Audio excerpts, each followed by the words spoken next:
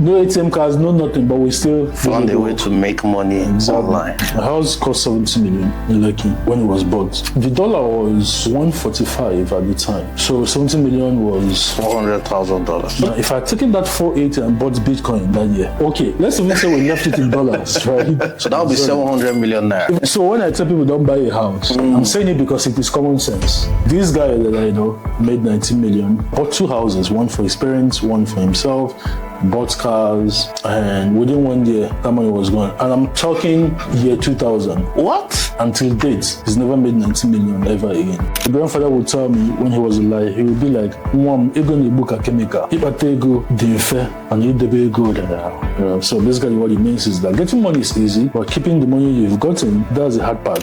So I will spend $50 and I'll make maybe 80, sometimes 70. One very good month I remember, I think it was like 120. I don't know whether somebody from PayPal is watching, but you owe me $1,000 from 2008. I can start a new business tomorrow and have it profitable in 90 days. So starting from tomorrow, and if you're watching this, you can bet it with any amount you like.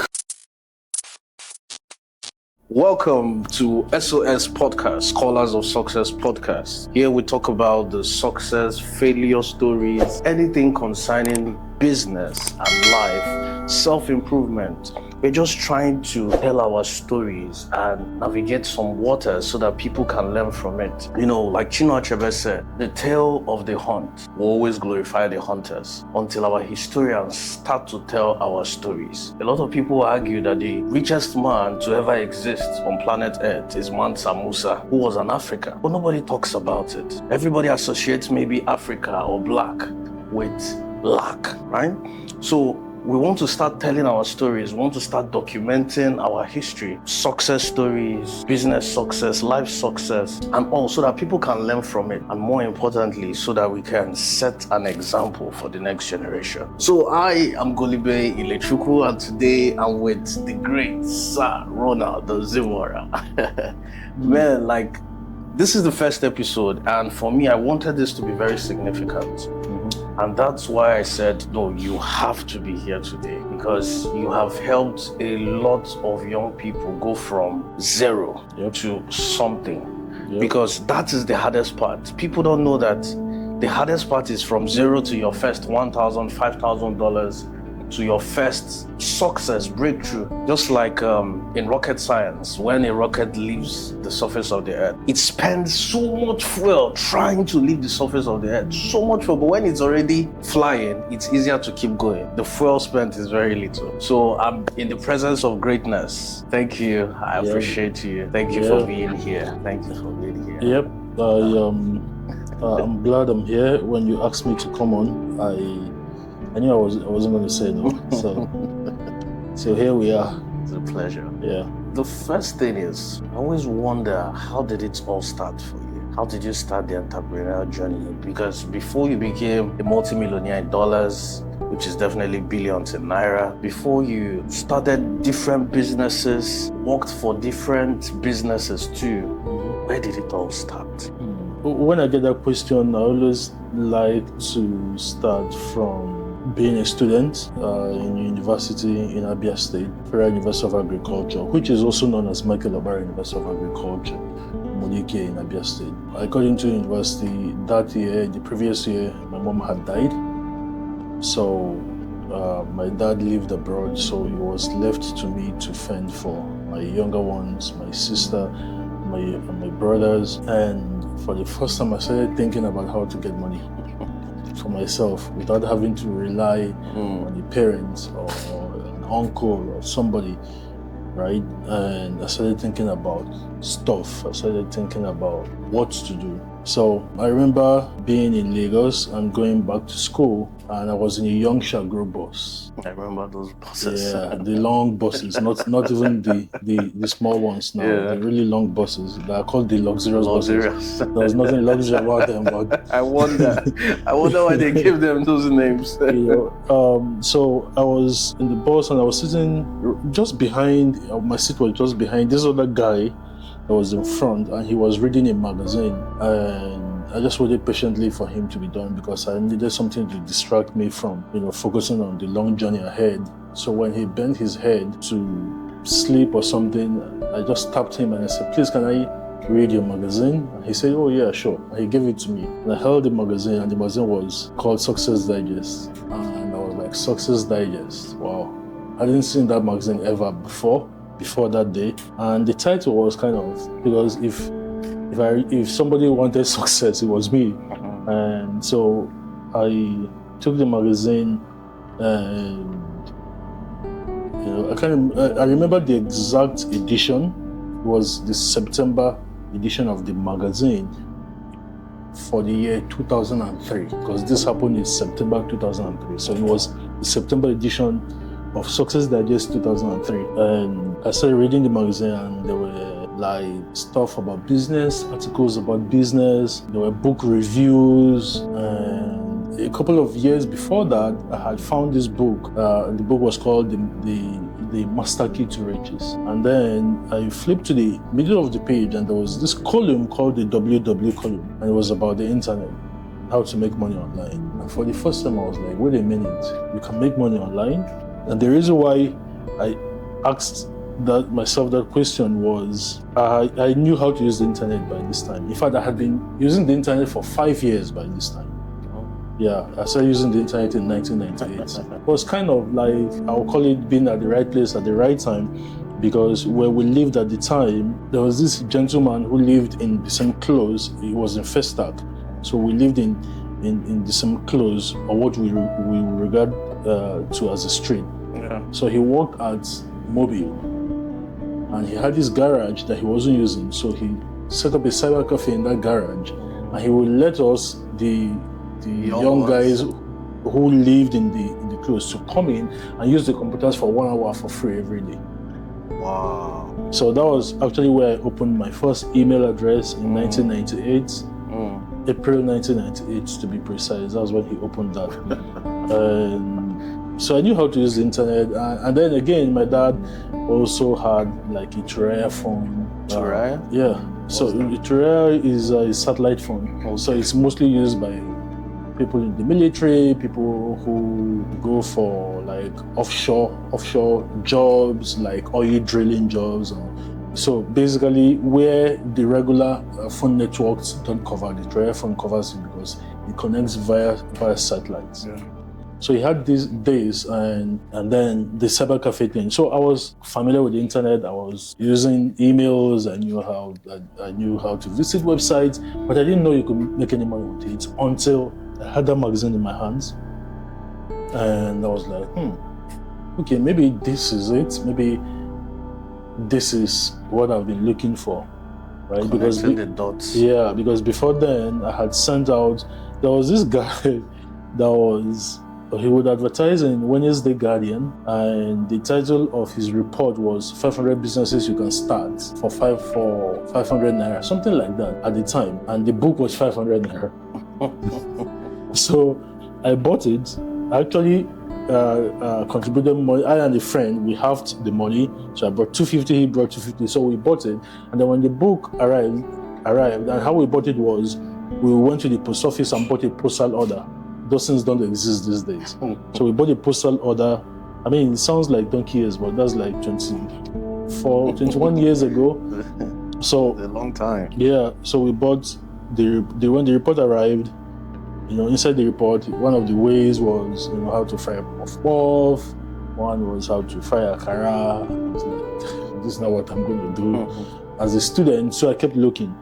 So finding that magazine, and it's saying that you could make money online, and I was like, okay, I think this is it. So what I did was, when I got back to Umuahia, of course the guy had to take his magazine back. The very next day I went to all the newspaper stands looking for the magazine. They didn't have it. Wow. So I entered the bus and went to Aba. And I found 2 copies. Wow. The current edition that the guy had given me in the bus, and the one from the month before, because it was monthly at the time. And I asked the guy, do you have any more? He said, oh, he doesn't, but that he gets it from Owerri, and told me the street in Owerri. So I entered the bus from Aba and went to Owerri. Wow. In search of that newspaper. And when I got to Owerri, they said, that they had returned the unsold copies, but they had 2 more copies, right? And so I had 4 copies now. From September all the way back 4 months. Oh. Yeah, so I came back to my hair and I devoured this thing. And especially that www column, articles, how to post articles, how to write articles, how to create an ebook, how to design your page with Microsoft front page, design your website with Microsoft front page, and all of that and all of that. So I pretty much knew how to use the internet, the computer. So using the internet, getting this guy in my clothes, having us, giving us access to use the internet was So more you like practice. was more like just us just continuing or with the next thing, right? So you already had knowledge, you just started practicing with that. Because I was like, not everybody will take advantage of that opportunity. Yeah. Right? Then from there, you started internet marketing, started using computers. Yeah, so what will happen was there were no cyber cafes in Omaha here at the time. In fact, at the time, I'm not even sure, most states didn't even have cyber cafes. Right? So there was a cyber cafe in Aba. So every weekend we would go to Aba on a Friday, pay for night browsing so that we could have enough time to use the internet, which meant that we wouldn't sleep. So we pay for night browsing and we would browse from 10 p.m. to 6 a.m. in the morning. It was cheaper. Yeah, it was cheaper. So instead of buying, back then they sold an hour for like 200 naira for an hour of browsing if you come during the daytime. But instead of paying 200 naira per hour, you could pay 600, right, for 8 hours, which was night browsing. Right? But if you paid 200 per hour, those 8 hours will cost you 200 times 8, right? Yeah, that's about 1,600. So it was a bargain. So every Friday I would get into a bus and go to Aba and do night browsing. Then Saturday morning I'll come back to my. Well, people need to understand that we are blessed to be in this situation now. Absolutely. With the access to internet. Absolutely. Just on your phone. But see how you were traveling from Aba to Umuahia to Owerri in seeking knowledge. Yeah, so that's the reason why I really have very little patience with people who say, "Oh, it's too hard." What is hard? I'm like, you don't know what hard is. Because I know what hard is. I know what hard is. I had to do night browsing for weeks, months, years. And at this time, there was no Facebook, there was no Twitter, there was no Instagram, there was no TikTok, there was no social media. Yeah. Google was 2 years old, right? So the most popular site at the time was Yahoo. It was the number one search engine. Right? There were no ATM machines in Nigeria. There were no ATM cards, but we made money online. So now you learned the skill of copywriting. And this skill of copywriting, I remember you saying something like, when we're having a conversation, you said, if someone could strip everything you have right now, you can make that money back. Of course. I'll do it in 12 to 24 months. Tell me about that. Yeah, because the value that you have is not so much in the things that you have, and it is in the things that you become. Right? It's in the things that you become. Of course, what you have is valuable, but if you're not the sort of person who can have those things, if those things are taken away, then you can't have them again, right? So people can come in and take away my cars, take away my properties, take away my house, take away everything, as long as I'm alive. The only way it's not going to happen is if I'm dead. So anybody who really wants to destroy me has to kill me. Right? So it is about what you become in the process of seeking to have things. It's about what you become. So I've become the sort of person who can get that money back in 12 to 24 months.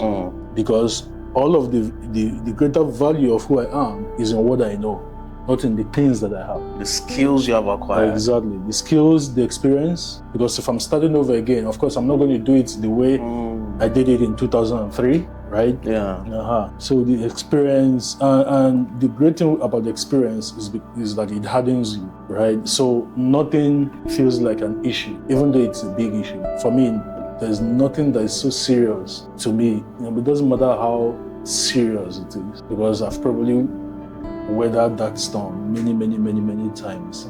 So saying it again, it just be like, okay, we'll figure it out. And of course, I'll figure it out. So it's about the things you become, the experience that you have, the skills that you acquire, the things that you know, the people that you have relationships with.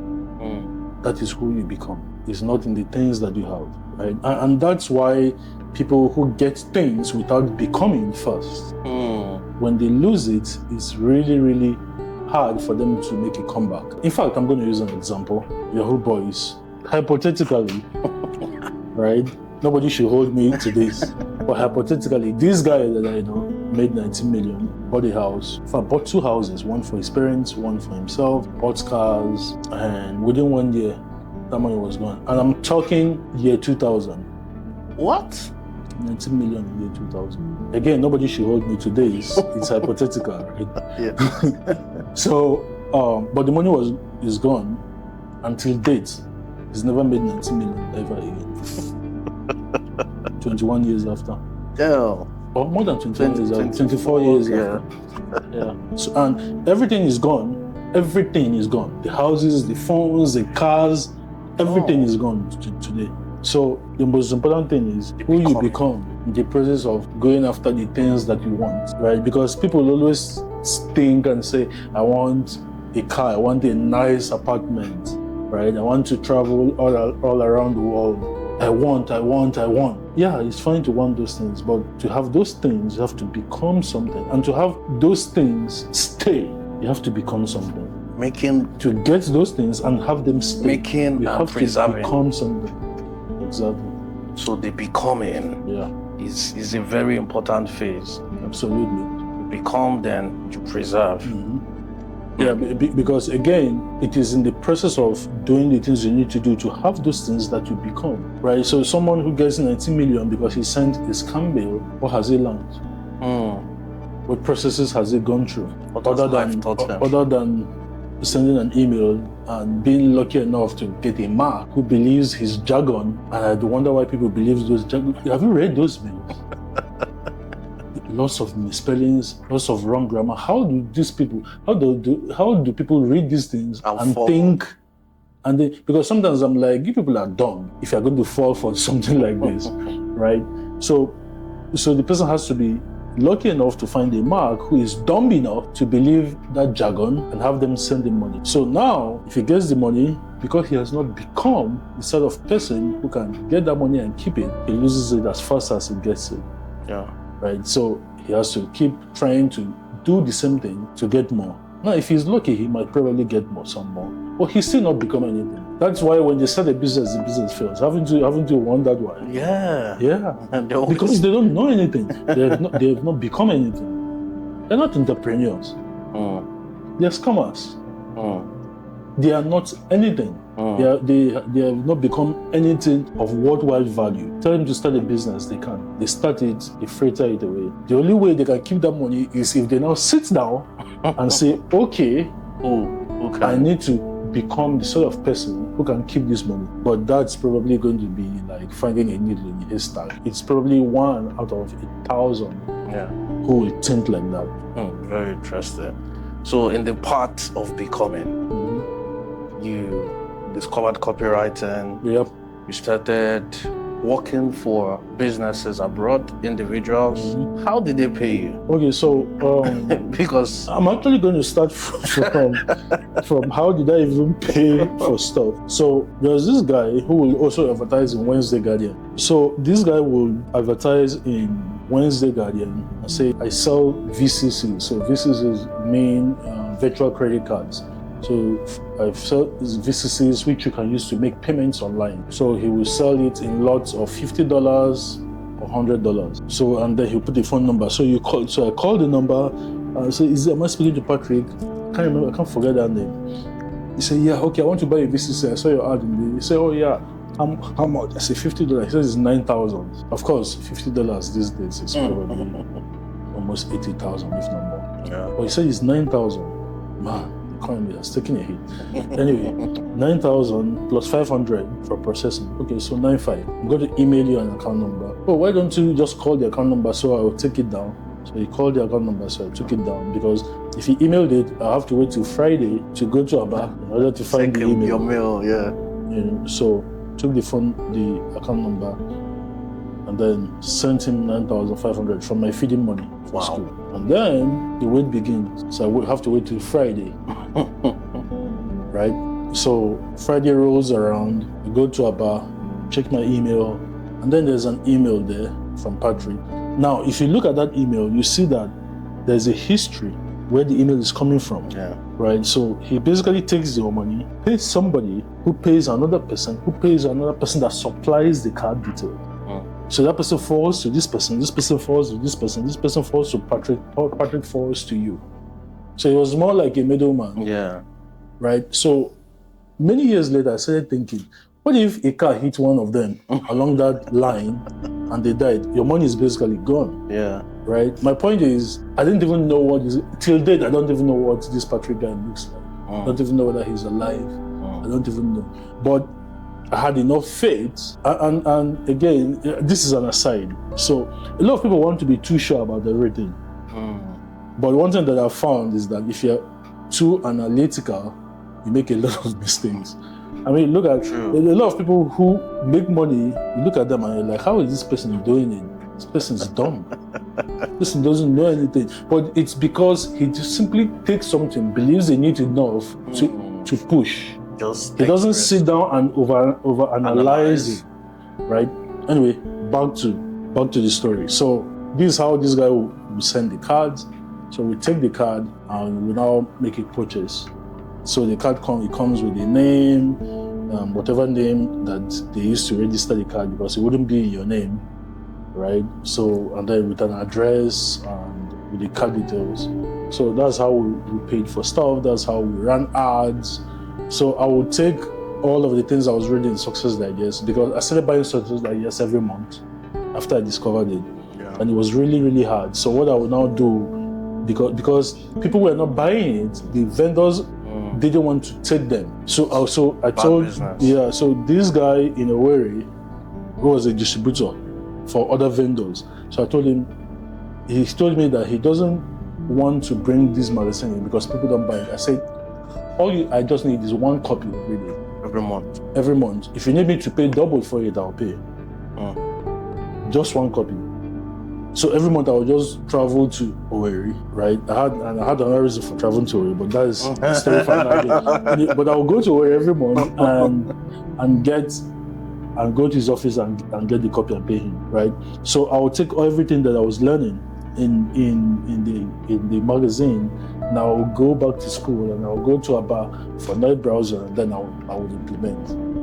Right? So I remember buying a book by Chris Carpenter. It's called Google Cash. I'm sure if you Google it, it should be up. So it's called Google Cash by Chris Carpenter. That was the first book I ever bought, and it was about affiliate marketing. And he says, you can promote eBay. eBay pays $5 per registration, right? And you can go to overture.com and buy clicks. Overture.com was the first company that created and invented the concept of PPC, pay-per-click. It was them that Google learned from. And then Facebook learned from Google. And then every other platform learned from Facebook and all of that, right? But Overture was the first company. So, but they later got bought by Yahoo. Yahoo bought Overture and renamed it GoTo, and later folded it into Google Yahoo Advertising, their own in-house platform. Yeah. Right? So, but we'll go to Overture and create an account and put the card details, and it will ask you, do you want to make a deposit? Yes. And then you put $50, so they will deduct the $50 from the card. So the $50 will be in your Overture account, right? And then you can now create your ad. So the Google Cash book basically said, this is how to create your ad. Go to eBay, sign up, get an affiliate link, put it, when you're creating your ad on Overture, put it to your affiliate link, put it on this space, put your headline here, right? And then I had this native intelligence that everybody who bought Google Cash will basically repeat everything. The examples that he gave, everybody will want to promote eBay, obviously, and then everybody will try to copy the same ads, examples. So I didn't want to copy the same ad. I came up with my own ad ideas. So I was spending $50 and I'll make maybe 80. Now the trouble was, how do I get paid? Because they paid you via PayPal, right? I think it was PayPal. I can't remember exactly how. But so you did ads, right? Yes. So we do ads on Overture. PPC? No, promoting eBay sign-ups. Oh, so okay. eBay will pay you $5 for everybody who clicked on your link and signed up as an eBay user. Okay. Right? And sign-up was free on eBay. Wow. Yeah. So everybody who signed up, I will get. So you run ads. So I run ads with your copywriting knowledge. Yes. Which I didn't know was copywriting. You at the didn't time. know. To sell sign-ups. eBay sign-ups. Yes. And for every $50 you spent, you were making like $80. Yeah, sometimes 80, sometimes 70. One very good month I remember, I think it was like 120. Right? And then suddenly occurred to me, of course, I was already studying the idea. So every edition, so the ideas will like highlight maybe a new affiliate network. So we talked about this affiliate network called CJ.com and ClickBank. Talked about ClickBank and CJ.com, Commission Junction. That was the name of the company, but their website is CJ.com. And then I was like, So I'll visit those sites. I created an account on the sites, ClickBank and on CJ. And I saw that there were products that were paying more than $5. I was like, so, okay, rather sell these products. So there was this thing called a pogo stick. I don't even know how the hell the thing worked. I just know that it looked fine to me. Right, but it was a stick. Funny enough, it was just 2 years ago that for the first time I said, let me even Google what a pogo stick is. So I now saw that it was something that you stand on it and you bounce on it. So it was more like a plaything. Yeah. But if following the guidelines inside the Google Cash book, I will go to Google Keyword Tool. I saw there were loads of searches for pogo sticks and very little competition. So I decided to sell it. So demand, you found a demand and supply. So I stopped promoting eBay and started promoting the pogo sticks because the pogo sticks were paying $19 per sale. Per sale? Not sign up. No. Profits? Yes. Wow. Commissions. Affiliate commissions, yeah. So, but we started selling it. So we started making, that's when we crossed, we spent $50, we made like $150, $200, sometimes we make 80, sometimes. But the trouble again was how was I getting all that money? So it was just accumulating in the wallet all this while? Yeah. So it was it was with eBay, right? I think I started getting the money from month 2 or month 3, but how I got it was my girlfriend at the time had relocated to US. She won the visa lottery. Right, I think she was probably 19 or 20 at the time. So she won the visa lottery and relocated to the US. And so I called her, I went to work. Actually, that's why I was always going to work. But I knew, that's why I smiled. Yeah, so I was at her family home or something. I don't remember exactly what now, but I know that I spoke to her and I said, look, I have this money, I'm promoting this stuff online, and I was one who actually taught her how to use the internet really, really well. And I need to be able to collect that money, but that money can only be collected using PayPal. PayPal doesn't allow registrations from Nigeria. So if you could help me, and she said, what is PayPal? She didn't even know what PayPal was. You have more knowledge from here. So I said, okay, I kind of explained what it was. She said, but what about the taxes? I said, whatever the taxes are going to be, just deduct it just send me the rest. So that's what we started doing. So the money will go to the PayPal account. So I told her, so she created a PayPal account.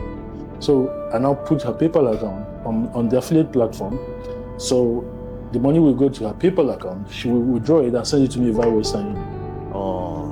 So I will now take it, I will now cash it out in Naira. So that I will be able to buy another VCC from Patrick, right? And then continue the ad. So because of that time lag, right? So there will be instances where for 2 weeks I wouldn't be able to run ads because the money has to hit her her account first, then she has to send it to me, and when she wasn't busy with work, then I have to wait for a working day to go to the bank and get the money, send to Patrick, then wait for Patrick to deliver the card, put another card into the account and all of that. But my point is that no ATM cards, no nothing, but we still found a way to make money online. That's the craziest part. Yeah. And you were doing all this, you were learning a lot in the process, right? Making some mistakes. Absolutely. What would you say, even during this era and throughout your era in business up to this moment, what mistake would you say you have made, or let's call it, say, a failure story? Because I feel we learn a lot from our fails than our successes. Mm-hmm. But the thing is, most times we talk about our successes. Yeah, right? so what would you say maybe you failed just, and how were you able to come out of it or create something out of it? Well, so at some point, overture become really, really expensive. So you spend $50, you make 40. And of course, you can't run a business like that. So overture became really, really expensive. But luckily, Google has started. And that's one thing I love that company for. They've always been open to everybody from the one. There's no restriction that you are in Nigeria. Everybody's welcome until you do something they don't like. Right? Love you. So moved over to Google. Yahoo had bought overture become really, really expensive because Yahoo bought them over and all of that. So, but I remember that by 2007, and again, I mean, you spend $50, you make $120. It's not a lot of money. It was good money, but it wasn't. I mean, I was a student. I had siblings to take care of. I wanted to get to the point where I could make 1,000, then I could make 2,000, I could make 10,000, right? Because every time I will read stories like this, and there are people that they are talking about who are making it. Then it occurred to me that there was a pattern. And the people who were making the big money that were being showcased in success like this are people who had their own products, not just affiliates. They had a book, or they had a software, or they had a course. I was like, oh, okay. I think it's time to write my book. But about what? And then I said, okay, I'm going to write a motivational book, because I had loads and loads of motivational books, right? So that was literally the only thing that I knew, right? So I said, okay, I'm going to write a motivational book, but on what topic? I read about success or making money. How much have I made, right? So I said, okay, I'm going to write about mentorship, the value of mentorship. So I started researching. There was no book on mentorship. There was no specific book, because I went to Amazon and sat. Amazon as of then? Yeah, Amazon. I knew Amazon right from 1998. Amazon was already 3 years old by 1998. Wow. Yeah, so Amazon was like one of the first sites, right? So, and when they started, they were selling only books. When they started, in fact, until 2000, I think they were selling only books. Wow. Makes me kind of old. I mean, I've seen everybody from right from inception, every site, every platform. Anyway, I remember going to Amazon searching for books on mentorship. There were no books on mentorship. So I said, okay, this is what I'm going to write. But I didn't have a mentor, so I had to find information. Right? So I wrote this book, and then suddenly I was not like, oops, I need a website for it. Okay, how do I learn how to design a website? So one thing I've discovered in your journey is you learned skills out of demand. Yes. Out of necessity. Yeah. And those skills you learned helped you become a full-blown internet business. Yeah. So this I just had a seminar for web design. But I had started, I will go to YouTube, I will learn. Yeah. Right. But the only thing I couldn't figure out was how to embed a form, an autoresponder form, on a page. I had tried, and there were no videos showing how to do that. So I paid for the seminar. It was 10,000. I remember it clearly. It was 10,000 for the seminar. So I paid, and I was just there. It was a 3-day class. First day, the guy was doing like in Success Digest, their office in Lagos. So I had come back home during the holiday or something. Okay. So first day, the guy was talking about fundamentals of web design. I already knew all this stuff. I was just waiting for how to. And from time to time, I'll ask him, how do you embed the form? He'll be like, no. We're going to talk about that tomorrow. So that day, he now showed how to embed the form. Then we went for a 1 hour break, and I went home because there was nothing else. I already gotten what I came there for. Right. So anyway, I learned how to design a site, and then I was like, okay, how do I even how do I get the sales letter? Because if you go to other sites, you see there is a headline, there is a dear friend, there's a longer sales letter. I hadn't written one before. So I had this guy that I still follow him. We actually follow each other now, right, on social media. And his name is Joe Vitale. He's one of the very brainiest marketers. Yeah, very big. Very big. He's big in especially with self-help and all of that. So anyway, he had this sales letter that he did for one of his books or one of his courses that I really loved. So what I did was I have 2 web pages open. So I'll look at the structure of his headline, then I'll write my own, but to fit the product, the book I had written, fits the context. So that was what I was doing. I would look at his opening, I'll create my own opening to sound similar and all of that. And then at the end of the day, I had a sales letter. And then how do you sell it? So there was this other guy that was following called Rob Panel, who was an author who lived in Perth in Australia. I followed him because he had books and courses about how to write a romance novel, how to write a mystery novel, how to write different kind of novels. So because I was interested in writing, that was why I was on his list. So I just sent him an email. I said, Rob, I reckon that some of your subscribers will need mentors or will need to find mentors. I have written this book about mentorship, very well researched. Here is a copy of the book. It's attached to this email. My problem is that I live in Nigeria, so the payment platforms like PayPal and Co won't accept me. I want us to do a JV, right? Tell me how much you want. You give me your email, your PayPal email. We'll use it to collect the money. The money is going to be with you. You can take your cut and then give me. Then he replied me 2 days later and said 80%. What? So I was like, okay. And the book was selling for, I think it was 39.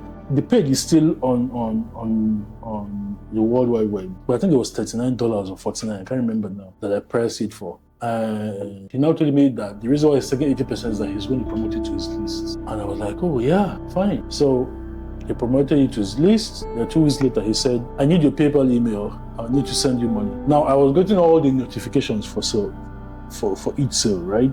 To my email. There was the email for sale notifications was my email, right? So I kind of knew how much we had sold around $10,000 worth. Wow. In 2 weeks. I said, but I told you, the reason why I came to you in the first place is because I don't even have. So he said, so how do you get your money? I said, Western Union. He said, that will require him living. So he doesn't really live in Perth. He lives in like the outskirts. So he needed to drive into the city. So he said he was going to do it the next working day. So the next working day, he sent me an email using the details I sent him. He sent me the money. And I went to the bank. So I was really, really happy. But the second payment, because Western Union charged me a lot of money, right? Because they take like a percentage and all of that because he will have to pay them a fee for sending the money, and he had to deduct it from the money.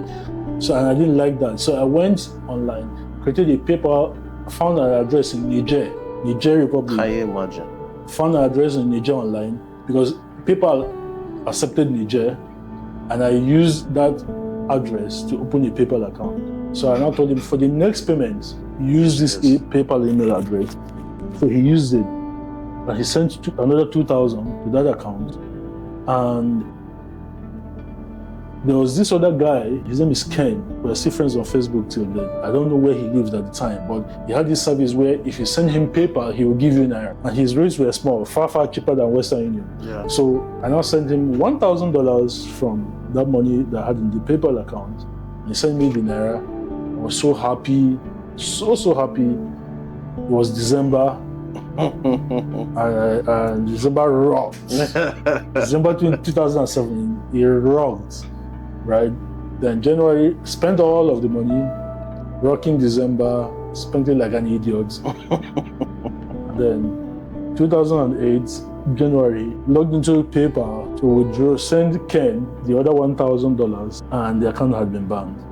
Wow. Because they had noticed I had logged in from a Nigerian IP. So PayPal, I don't know whether somebody from PayPal is watching, but you owe me $1,000 from 2008. Anyway, so that was like the mistake that I made, which was I got money and I was so excited by the fact that I had money that I didn't think of what happens next. So that was like the first major mistake that I made. I mean, PayPal has been a horrible platform. Personally, I don't like PayPal. I think they also have my $250, and it pains me up to today. You know, there's a way you value that money at that time more than now. It was like $1 million, right? And it's crazy when it comes to this success thing. People trying to navigate success in business, success in life. It seems like this mistake keeps reoccurring. You discover success, but you are confused. You don't know what next. Okay, yes, you make enough money, you start to spend, you don't have preservation habits. So you see like an individual who is not used to success, meets success and is bad at it because no one actually teaches them money, the topic of money. Yeah, so the thing is, the way businesses are taught, people teach you to make money. I mean, look at the adverts, how to make $1,000, how to make $2,000. Nobody teaches you how to, because that is a whole other topic that needs people who have actually made money and kept it to teach it. So it's understandable why people who teach you how to make money can't teach you how to keep it. Yeah. You know, my grandfather would tell me when he was alive, he would be like, "Mom, ego ni buka chemical. Ipate ego dinfe and idebe ego." So basically, what it means is that getting money is easy, but keeping the money you've gotten, that's the hard part. And people actually think that getting money is hard. Yes. But in my experience, it's the easiest. That's actually the easiest. That's actually the easiest. Right? It is actually keeping what you have gotten that is hard. In fact, it is so hard because it requires you to learn skills that are absolutely different from the skills that you have. You have the skills from the norm that help you make money. Those are a different set of skills. The skills that help you make money would not help you keep money. And it's a different mentality. And then it's a different mentality. Because it's a different you grew way up of thinking. Making money. That's the only thing you're thinking for like 20 years, 25 years, 30 years of your life. Then you start to make it 35 and you're like, oh, preserving all this money is a different thing. Yeah, it's a different ball game altogether. It's a different mindset. You can't come into it with the thinking that you used to come into making money. It's a whole different thinking, it's a whole different mentality, it's a whole different set of skills. And now that's step 2. There's also how to grow the money that you've kept. That's another different mindset, different skill set, different kind of learning, right? So that's the thing. Making money is easy, keeping it is hard, growing it harder. In fact, that's like the hardest of all these things. Yeah. Right. So you finished your journey, you were going through this, your days in uni. Then when that level passed in your life, what did you transition into? Okay, so by January 2008, now people have seized my money, so I didn't have any money. I started thinking, what do I do with myself? What do I do with my life? You can't return back to. I mean, everything had to start from basic again, right? But now I had a little bit more experience. I mean, I've been doing this from 2003 to for about 5 years, right? So I went to an event organized by Success Digest. I was still reading Success Digest. There was this training, information marketing business workshop. That was what it was called. The fee was $5,000, April 2008. I borrowed the money to pay for my sister, my younger sister. So when there was a 6-day training, Monday to Saturday. So every morning I'll be there, every evening I'll leave, and then created my first ebook that I sold locally, right? Had one sale, but I was happy because remember, my first attempt at selling was the previous year, and the sales were to foreigners. I didn't even start locally. I didn't even know because I was like, I don't think there's anything I have that will interest them, right? Yeah. Again, just like I said about overanalyzing stuff. I just went straight to the ferry market. I didn't even think twice about it. So one person bought it, but I was happy that somebody in Nigeria actually bought something that I put out, right? I had implemented some of what we learned in the events, and I did an article, right? Kind of like reviewing the events. Then I got a call that the chairman and founder of Service Digest wanted to see me. So I went to his office. He said, I read your article. You're a brilliant guy. You know how to write sales letters. You sound like someone who knows copywriting. And I said, yeah, I do. I had written only one sales letter in my entire life as of that moment. He said, okay, I have a seminar in 2 weeks. I want you to speak about copywriting. I was like, okay, sir, I'll do it. And he said, yeah, and if you do well, I'm going to bring you closer as my mentee. I was like, I won't disappoint you, sir. Seminar times comes in. First time I was speaking in public, 900 people in the hall. But I came prepared, so dazzled the audience. Everybody was asking me, do you have a book we can buy? I didn't have anything for sale. Right? Rookie mistake. Yeah, rookie mistake. So anyway, that was basically like the start of a new chapter, right? So I had been selling my ebooks all through 2008, then 2009 was when that event happened, early 2009. Now became a mentee to Dr. Achebe, and being close to him was like the turning point, because I learned far more than I could ever have learned on my own. A lot about business. He was the person that said, at some point you have to go and find an office if you want this to be more than just selling ebooks, and more than just making 400, 300,000 a month. It was learning from him. That was when I crossed 1 million naira in income every month, right? And 1 million naira was like $10,000. Yeah, so I crossed 1 million naira in income. It was from there that I basically learned a whole lot about business, that I decided to narrow my focus on. And I knew that the internet was becoming really, really widespread, and I knew there was going to be a need for companies to market online. So I started an agency, a digital agency. I think I probably was the first, if not, or the second digital agency ever registered in Nigeria. So I started an agency. My friend, Honorable Aki Alabi, owned Naira Beds, right? So naturally, I told him, hey, I'm starting an agency, and they didn't want to handle their marketing in-house. So he said, oh, you understand the kind of marketing that we like. So they were our first clients. Yeah. Then I had another friend, Mr. Dotun Adegbile, who owned 1960 Beds. So we signed him as another client, right? So what happened was that signing these two guys on now kind of made us like focus on that industry.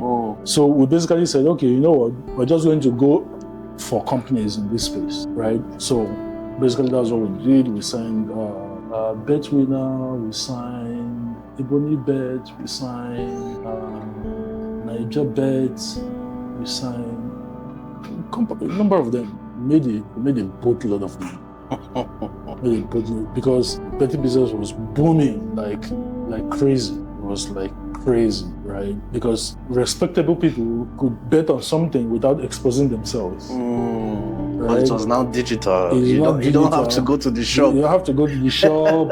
And even if you have to go to the shops are well organized, not like all those roadside red boxes. Yeah. Where you don't want people to see you, right? So that was like major. That was when I started hitting big time. Yeah. So this happened this was about 2012, 2013, then moved to Lekki 2014. That was it. Yeah. And during this process, I remember you saying you bought your first house in Lagos. Yeah. But that was like, I think 2010. Because that was before. That was before Lekki. Starting the digital agency. The digital agency, yeah. So what did you buy your first house from? The ebooks, the trainings, the courses. Yeah. Then from there, you transitioned. You now own the digital marketing agency where you were helping with marketing for these businesses. Was that when you started the real estate? Yeah, so we started the real estate company in 2018. Okay, that was later. We started in 2018 because we started taking on real estate clients, and we saw that the sector was booming, and so we're like, so just marketing, and it was pretty easy to get started. Like, it was pretty, yeah. And a lot of people don't know this, so I'm going to say it now. So if you want to start a real estate company, you don't even need any money. You just need to have a couple of people who can promote your stuff. So you go to a locality, find the people who own the land, the community, talk to them, tell them, of course, you're going to register your company, right? You need to have some money for like surveys and a couple of things. Now, these communities, they don't have money to survey their land. So you tell them, we are going to do the survey, pay for the surveys, right? But then when we survey it, we're going to buy this much. But we're not going to pay you for 3 months so that we can sell and get money to pay you. That is how most of these companies get started. So they just have enough money to do surveys, file necessary paperwork with the government, and then start pushing for CFO, and then start selling it. That's why many of the lands don't even have CFO yet. Right? But they start marketing it because now, because it doesn't have a CFO, right? It's a lot more high risk, but it's cheaper. And people who are desirous, there's this thing about Nigerians, they think that they have to have some property, some land. I don't know, I think it's something in our psyche or something that we need to buy land. If you've not bought land, you haven't made it. Your life is not working well, which I find odd. And this is me who has sold real estate saying this, which I find really, really odd. Yeah. Right? Because it's not true.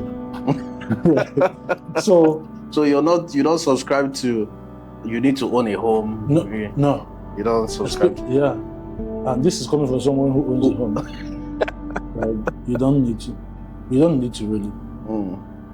So check this out. The house cost 70 million in Lekki when it was bought. Sold now though, but when it was bought, 70 million, 2014. The dollar was, I think, 145 at the time. So 70 million was, give or take, maybe anywhere between $60,000 to $70,000, something like that, if not more. $400,000. $400,000. Remember, we paid 80 actually. No, remember we paid fees in naira, right? Yeah. No, minus other fees. Okay. This thing was 70 million. Okay. So if I rented it and paid 5 million, so 2014 to now is 10 years, right? So even if I had paid, of course, it wasn't 5 million at the time, but let's assume the rent was 5 million. If I had paid 5 million for 10 years, I would have paid 50 million, right? Yes. Now, if I had taken that 480 and bought Bitcoin that year, right? Bitcoin that year was about $100. I'll have had about anywhere between 400 or 400? How much? 4,000 Bitcoin. 400 or 400 BTC. How much is Bitcoin now? Let's say it's 50,000. There you go, right? So call that another mistake because I knew about it. Even if I just wasn't interested. Even if you just left it in dollars. And okay, let's even say we left it in dollars, right? And today, times how much? I decided to convert because 145 times 10. Exactly. More than times 10, actually. More than times 10. Yeah. So that would be 700 million naira. That would be 700 million, even if I just left it untouched. If I just converted it to dollars, left it untouched, it would be worth 700 million now, right? And I would have already spent only 50 million in rent. And now I can go back and buy the house for 150 now. You understand? So when I tell people don't buy a house, I'm not saying it because I don't want you to leave something for your children. I'm saying it because it is common sense. You live in an economy where your properties don't appreciate as much as other investments that you can put that money into. And of course, so many people are going to disagree with me. You know, when you have your own house, you have peace of mind. If you pay your rent, you have peace of mind too. Yeah. It's not peace of mind. It's not peace of mind. It's not peace of mind. Peace of mind is not different. Yes. You know, it doesn't come in packages. It's the same thing. You pay rent, you have peace of mind. you know. So anyway, I think it's more of a thing of pride and culture, actually. Yeah, pride and culture. How land is important. Yeah, and you know, you grew up hearing tales about how somebody bought one land and then in 30 years it's appreciated, which is true, don't get me wrong, but who has 30 years to wait? Who has 30 years to wait? Yeah. That's what people are not thinking about. Do you have 30 years to wait? Can you wait 30 years even if you haven't? Is it advisable? Is it advisable? Because the times are different. Your dad bought a house for 300 naira in 1981 and so bloody what? Now in 2024, it's now worth 150 million. Okay, good for you. Fine. If you buy a house for 5 million today, who says it's going to be worth 500 in 30 years? Who says? Anything. And what is the value of 500 even if it is 30 years? Yes, that's the most important part. Right? Because a lot of people tend to forget that 300 naira in 1980 was more valuable than $300. Yeah. So again, these are the things you learn when you start learning how to preserve money. It's no longer the making. Exactly.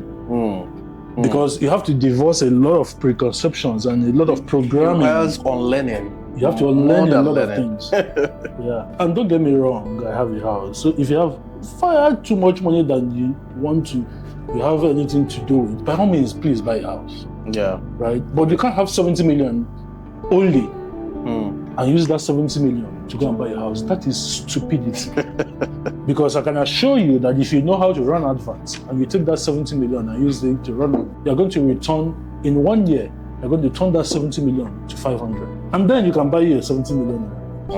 Of change. And you have a lot of change left. Right? It is foolhardy to take 70 million. You have only 70 million in the bank and you take it and you could buy a house of 70 million.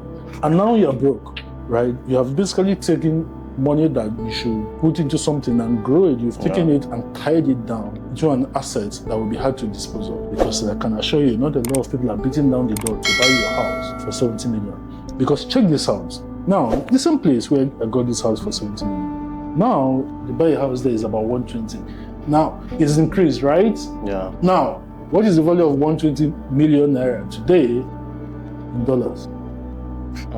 It's not going to be 100,000. So we've gone, so it's actually depreciated from $480,000 to less than 100,000. To less than 100,000. You're actually losing money. But because in naira terms it increased from 70 to 150 or 120, you think that it has appreciated. It has not appreciated. Not because when you benchmark it with serious currencies, you see that you just did something silly. So young man, don't buy a house yet. Yes. Don't until you have probably 1 billion in the bank. Rather invest it. Yes. Bro, I have a friend, he makes about 3 billion a year. His business brings in about 3 billion, right? This guy can spend 2 billion marketing his business. He doesn't care. Of course, he has bought a house now. He makes 3 billion a year. So he bought a house for 200 million. It's nothing to someone who makes 3 billion, right? So he can do that. But I can assure you that if he needs to sell that house today to put it back in his business, he will do it in a heartbeat. And that's the difference. Because of his mindset. Exactly. That's the difference. Because he has needed to one time and he sold everything, including his house he bought where he was living. He has needed to and he sold everything. Then when his business picked up again, he started generating about 3 billion again. He bought another house. That's the mentality. Exactly. Right? So people forget that money is meant to serve you, not enslave you. Right? Money is meant to enable you do things, live a better life. I saw somebody tweeted today that his boss, who is worth about 40 million, drives a Toyota. A Honda 2012. And, he likes it because he wants to go to meetings and have people there, think they are richer than him. And I'm like, what kind of silly stupidity is this? Because if he's worth 40 million and he needs other people to validate himself, that's a problem. That's the problem. It's a he problem. It's not their problem. Because they are already driving their nice cars and enjoying their lives. 100%. But he needs to stunt on them. Yeah. And do the big reveal. Oh my goodness. So anyway, so that's it really. Starting the agency gave me like big break. So eventually started the real estate company. Said to shut it down in 2021. COVID didn't help matters. Also because the direction that the real estate industry in Nigeria was going, I wasn't liking it. I wasn't liking it because it was not obvious to me that real estate companies were more interested in scamming people than actually delivering what people were paying for, right? People were buying and selling residential estates in areas that government has already marked for agriculture. And what that simply means is that everybody who has bought lands in these areas will never possess it. And I'm not saying this as maybe I know or his guess. I'm sure they will never possess that. It's never going to happen. Even if they build something on it, the government is going to wake up one morning and destroy them because they were not ab initio supposed to build anything. And this is not the fault of the real estate companies also. It's also an indictment on the government agencies, because the people in the government agencies who are responsible for allocating these lands know that these lands are encumbered, but they still approve it on the hand by collecting money. They approve it knowing that nothing is going to happen till maybe another 5-10 years. Yeah. In fact, there's an area designated in Ibejuleki for an airport. Wow. Everybody knows that this place is going to be an airport. But they're Is the government ready to build an airport now? Of course not. They're not ready to build an airport. They probably won't be ready to build an airport in 10 years or even in 20 years. Airports are expensive and they're not profitable. So no government wants to build a new airport. That's the truth. Right? So real estate companies have bought practically all of those land from the locality, who of course will not tell them that these lands are encumbered. Now they will know. I'm not absolving the real estate company because they know, because they will go and check, and they know. But all they're interested in is making money at that moment. So they pay the locality some money because they tell the locality, oh, this place is encumbered. People are not supposed to sell it, or we'll give you a token just so that you allow us to do whatever we need to do here. So they give them a token amount, divvy up the entire place, and sell it to people for 1 million a plot or 500,000 a plot. So if you have 200 plots that you're selling for 500,000, that's it. That's how much is that? Half a million naira times 200 plots, probably a billion. So you make a billion. Let's say marketing costs you 200 million. Let's say you pay the locality 50 million. And you pay affiliates who help sell the land half of the rest. At the end of the day, you have 400 million in the bank, and you are home and dry. And everybody who bought it thinks they now have a plot in the Ibejuleki, but it's a lie. They don't have anything, because whenever the government wakes up one morning and decides to build the airport, they'll simply go and look at the survey and the area designated for the airport, and if there's anything in there, it's all coming down. You can brandish all your then they will tell you that your document is fake. Then they will tell you that your document was not even supposed to be assigned to you in the first place. Should they take responsibility for that? Yes. But as far as real estate is concerned, especially in Lagos State, it's buyer beware. So we got to that point where we were not liking what was happening, so we decided to get out of real estate in Lagos and move to Dubai. So the real estate company now operates in Dubai. So that's it. Wow. So in doing all this, getting to where you are now, I've discovered that you are still particular about teaching the next generation. Coaching the next generation. Most times for free. Right? So what's your motivation? Why do you think you're doing this? Okay, so 2 reasons. It was hard for me to get here. Really, really hard. I mean, I earlier told you about how hard it was to make payments, get cards. There was no social media when we started all of this, right? I know how hard it was, and I know how much being financially okay, if I put it that way, being financially, I know how much stress it has relieved, it has taken out of my life. I know how much relief it's brought me, right? And I wish that for everybody. And I know that we live in a country where the government doesn't care about the future generation. There are no programs to help anybody. Whatever programs there are basically BS at best, right?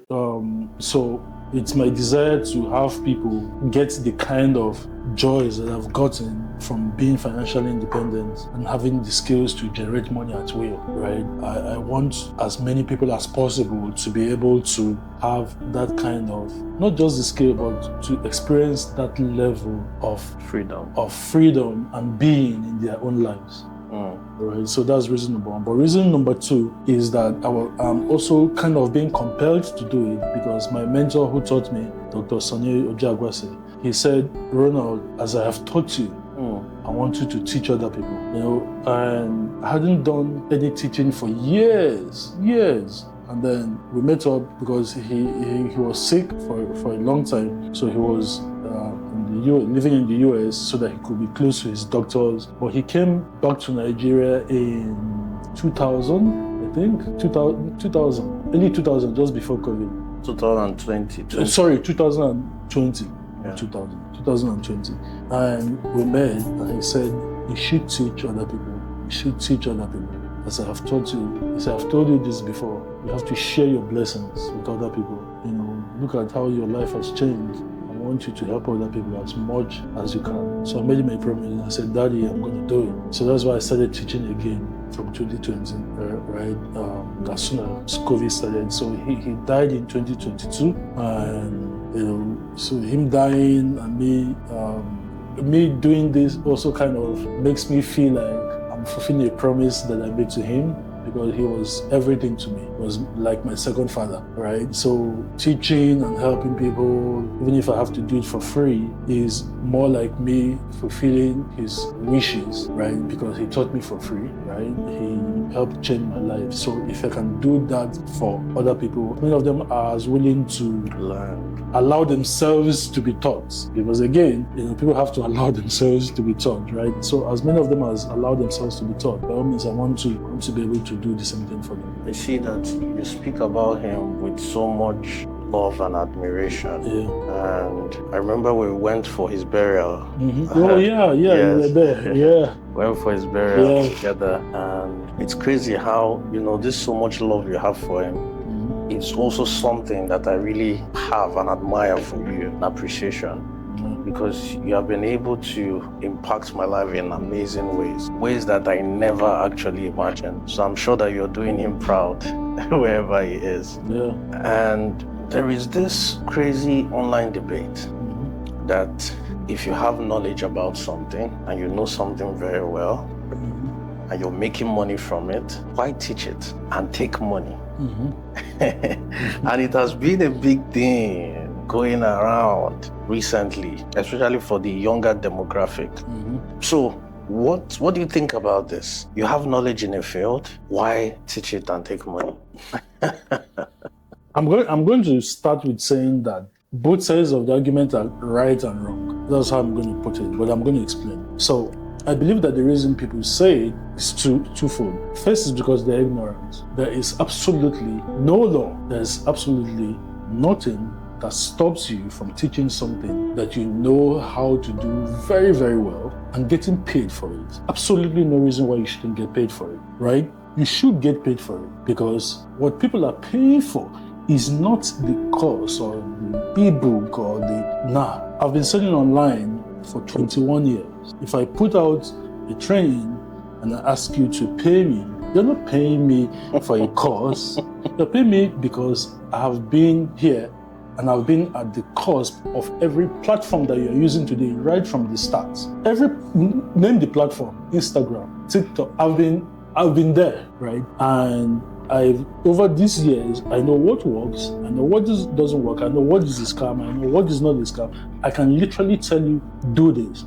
But the only reason why I'm able to do it is because I have been there. So what you're paying for is the experiences I've garnered for 21 years, not some silly course, not some book. If it's about the book, then forget the book. I can just talk to you and then you pay me then, right? So, but I think the reason why people say it is because there's also been a rash increase in the number of people who don't know anything about what they're saying, who come out and proclaim themselves to be masters and gurus and experts, right? I don't see the point of coming out and saying, oh, I'm an expert at this. And how long have you said, oh, I just started last month. What the hell are you an expert in, right? What are you, how exactly are you an expert? What is your experience level doing the thing? So it's like an unmarried person trying to teach you about how to navigate your marital issues or setting up marriage seminars. Of course, I'll be the first person to say you are a silly person. Get out of there, right? So I believe that the people who should even teach you marriages are people who have gone through a marriage and it has broken, right? So now they can teach you. These are the things to avoid. Yeah. Otherwise, your marriage is going to end up like this, right? Mm-hmm. And also people who have probably been married for decades. In fact, I think you have no business teaching anything about marriage if you've not been married for at least 15 years. Because I think that after 15 years, you've probably weathered every freaking storm. Yeah. Right? And also, I also think that there are certain topics that you really need to be really, really, really, really involved and grounded in order to consider yourself an expert. So, for example, I'm not going to go and start teaching how to perform surgeries. I'm not a doctor, for example, right? But a doctor, by all means, should be able to say, hey, this is how to prevent this. If you want to learn more, come pay me and I'll teach you more. Because you are not paying him because he's setting up a class. You are paying him for what he knows. You are paying him for the long years that he has spent becoming a master in that field. Yeah. So if you come and say that you shouldn't do it because you want to feel good about yourself, then you are being stupid too. You are being silly. Because again, tell me, what is a university? You're paying to learn. We're paying people who don't even know the topics in a lot of cases. Yes. Not all cases. Yes. You see a business administration lecturer. I was in final year. That's never owned a business. I was in final year and we had a marketing class. And I had been reading business books for a couple of years. And this lecturer walks in and he's saying things that I know are BS. And I'm countering and saying what you should be. And at some point he got frustrated and told me to walk out of the class. So I walked out of the class and I stayed at the window. And he said, you leave the window. I said, I've left your class for you. I'm not leaving the window. I have left your class for you. But I'm not living here, right? So this guy is a lecturer. He has not run a business before. He's not marketed anything before. Well, you're happy. He's probably read some 1970 something texts that was written by a fellow professor that has also not marketed or sold anything in his life. But you're now telling me that that thing is going to work in 2024. That's not true. That is absolutely not true, right? But we happily pay them. Happily. Because at the end of 4 years or 5 years, they're going to give us some paper and certificate. And I'm not saying all papers and certificates are not worth aiming for. Some of them are, right? But my point is, if we pay universities to go sit with people who are not even experts, or who maybe not, let me know is the word expert, but to pay people who don't have first-hand experience in what they are teaching us, we pay them to teach us. Why shouldn't we pay people who actually have first-hand experience in the thing that they are teaching? Why shouldn't we pay them? We should pay them even a whole lot more, because I can tell you that if I charge you, say, 100,000 to teach you how to market online successfully, it's a freaking bargain. That amount is a freaking bargain, because if I was actually if I was to value it for what it was, you wouldn't even be able to afford it in the first place. Yeah. Because I've been selling for 21 years. I know exactly what works, right? I can start a new business tomorrow and have it profitable in 90 days. So starting from tomorrow, I can start a brand new business online, have it profitable within 90 days. And if you're watching this, you can bet it with any amount you like. Right? So if I teach you that for 100,000, you're getting a freaking bargain. The question is, will you be as good as I am in 90 days? No, you will not. Because it's taking me 21 years. Why do you think you are going to do it for 90 days and be as good as I am? Simply because I charge you 100,000 for you. You'll be steps better, but cannot be as good as. You are not going to start from scratch, right? Which is a great thing, because now I will have told you what to avoid. Which, if you didn't learn it from me, you will make all of those mistakes, lose probably all of the money you put into it, and still have to start from zero again. But now, the 100,000 will have saved you from all the things that will have happened to you. But it doesn't mean that more things will not happen to you. You're still going to face challenges. That is the nature of entrepreneurship. Things are going to come up. Yeah. Things beyond your control. I run an import business. The dollar went from 800 to 1,600. Basically, our doubled. Production costs have doubled. Our import costs have doubled. Our clearing costs have doubled. In fact, our clearing costs have tripled, actually, right? Now, am I going to say, oh, okay, it doesn't work? No, it works. Your currency is shit. Am I going to, is somebody, if I teach someone e-commerce, for example, if I taught someone e-commerce 2 years ago and they waited for 2 years before starting, and now the dollar has gone from 800 to 1,600, are they going to say that what I taught them doesn't work? No, it works. Your currency is shit. You have a lousy government. It is not the course's fault. It is not the trainer's fault. Yeah. It is something outside of your control. Your job is to figure out how to do it, despite all of the hurdles and all of the issues that have come up, right? So the people that are always laying into guys who teach, or if you know how to do it, why teach it? It is stupid, because you are saying it, you went to learn whatever it is you learned in university from people who didn't even know how to do it. So if I'm learning it from someone who actually has done it, I'm in a far better position to speak on it than you ever are. But another thing is that people on the internet like to hear the sound of their own voices. So they like to say things because some other person has said it, or some other person that they follow and like has said it. So they parrot it without thinking. Oh, if you pay money. I saw a webinar that Mark Angel recently organized. I think it was a couple of days ago. Biggest YouTuber in Africa, number one YouTuber in Africa. And I saw a screenshot of a comment, and somebody said, "Don't pay him. You can use ChatGPT for everything." And I said, please, this person that said this, how many channels does he have that makes, on average, Mackenzie makes around, and this is low estimates, around 13,000 a month. This is very low estimates, right? About 13,000 a month. So I said, how many channels does this person that made this comment, how many channels does he have that make 13,000 a month? Okay, never mind 13,000. How many does he have that make 500 a month? $500, $13,000. How many does he have? But he has come to tell you people, don't buy Mark Angel's course. So you are telling me that if I want to learn YouTube, that I should ignore the person who is number one, who has the number one channel in the entire continent, a continent of over 1 billion people. I should leave that person and listen to you and go and do ChatGPT. It is stupid. It is stupid, because the people that should be teaching are the people who have actually done it. Hilda Bassi has a cooking course. Does she make the best foods? I don't know. I've eaten in her restaurant. It's pretty decent food. But is it the best? It doesn't matter. It doesn't matter. It doesn't matter. She has a successful restaurant. She has a loyal set of customers who seem to like her food. Otherwise, the restaurant wouldn't be successful. Yeah.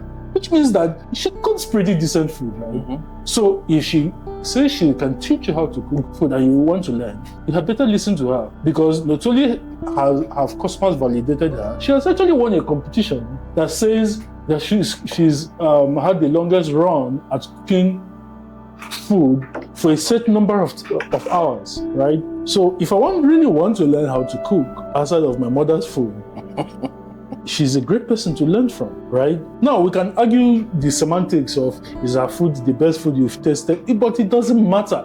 Domino's Pizza is the most popular pizza restaurant chain in the world. And they don't make the best pizza. Who cares? Not my favorite. Who cares? The important thing is that if you are really, really hungry and you really, really need to eat now, and you drive to a McDonald's, to a Domino's Pizza shop, you are going to have your pizza in 10 minutes. If you go to any other pizza shop, you won't. So they're not selling you the best pizza, they're selling you time. They're telling you time. They're selling you time. They're not selling you the best pizza. So the semantics are going to be there, right?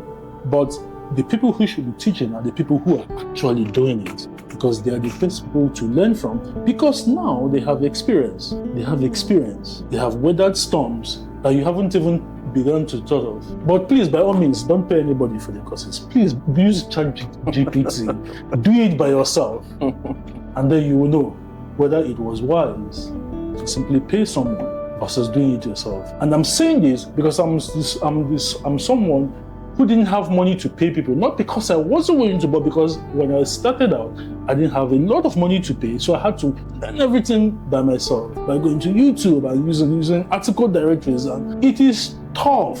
And when you could pay, you paid.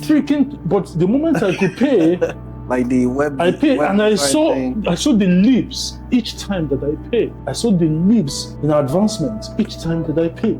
When I was with my mentor, I practically wrote all of the Success Digest sales letters for free. So you paid in service? So I paid in service, right? I was happy to do it. It didn't matter, right? From time to time, he would still give me money for them anyway, right? But the fact that I was there, I saw the leaps in progress that I had made.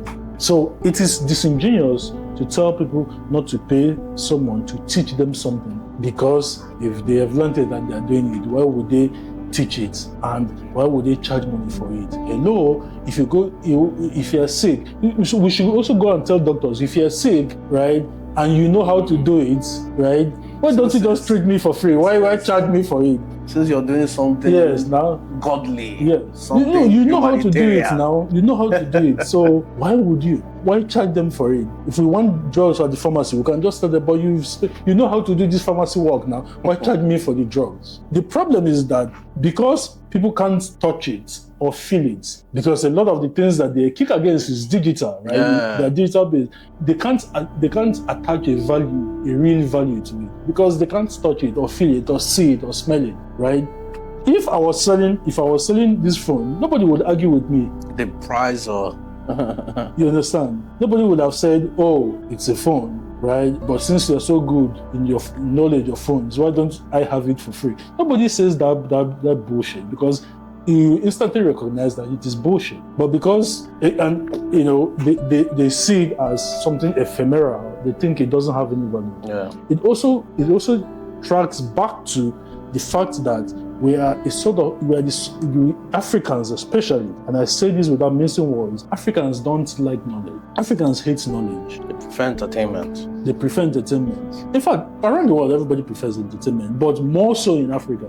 It's in Africa, entertainment. People see knowledge as something to be gotten for free or as cheaply as possible, right? So when they see someone trying to sell knowledge, they come out to attack, because they think, why would he sell that?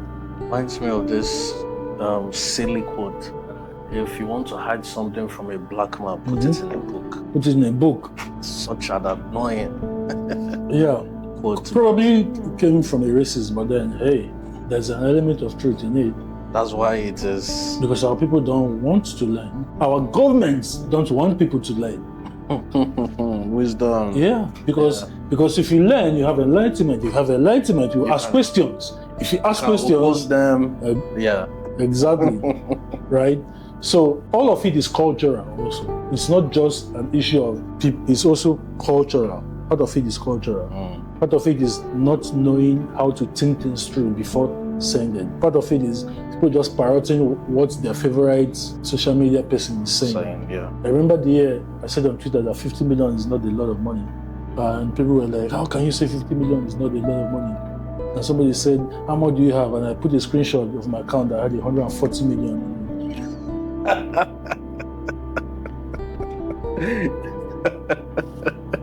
Okay, so. Right? Oh my goodness. Normally that wasn't my kind of thing to do. Yes, but I was pissed off. Social media seems to be a leveler. Because the truth is that it's not a lot of, in the grand scheme of things, it's not a lot of money. And I'm not saying it's not big money. Yeah. In the grand scheme of things, it's not a lot of money. If you want to buy a 2022 SUV right now, 50 million is not enough. Never. One car. That is not even the latest model. I'm talking about a 2022 vehicle. Yeah, 2 years ago. 2 years ago. 50 million is not enough. You can't even buy a decent house right now on the island in Lagos for 50 million. You can't. It's not possible. You can't. It's not a lot of money. It's a big money. Yeah, in the grand scheme of things, it's not a lot of money, right? But again, people attack things because they see those things as revealing the side of them that they hate. So people were not attacking that post merely because I said that, but they were attacking it because they felt that if they said it, then they are not having a lot of money. We feel slightly better for them. Yeah. Right? They will feel a little bit better. Yeah. Okay, we've attacked him. Yeah, but your life has not changed anyway. And I still have my 140 million anyway. Just in one bag. right? So anyway, this is another here or there. People who are actual doers of a thing should be the ones teaching the thing. Yeah. So that we can even push away the fakes and the pretenders. Yeah. Right? Yeah. They should be encouraged to actually teach the things that they know. Doctors should be able to. Doctors first aid doctors in courses. Nigeria are some of the worst paid professionals in the country. A doctor should be able to earn money by teaching what he knows online, without having to wait for some workplace or until the government pays his salary. Or do medical outreach in the age of the internet. It doesn't have to. An architect should be able to sell his architectural plans and drawings online. We don't have first aid courses. We don't. And then somebody dies and people say, oh, for 24 hours, everybody posts videos of how to do mouth to mouth resuscitation, and then after 24 hours, it fuses away until somebody dies again. Nobody teaches that. A lawyer should be able to say, these are the kind of, if you have this kind of issue with your landlord, do this. If you have this kind of issue in business disputes, do this, and do this. When buying land. If you are going to buy land, and if you do that, you find out that education helps to correct a lot of anomalies in the society. Just like what you were saying about real estate. Exactly. If there were more people, courses or programs or knowledge, exactly, because the way we saw that real estate was because we came with education.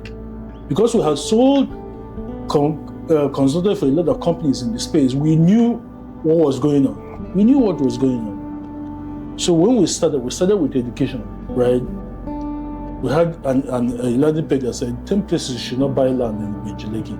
We had another one that said 10 mistakes if you want to make sure that you have that land in another 10 years.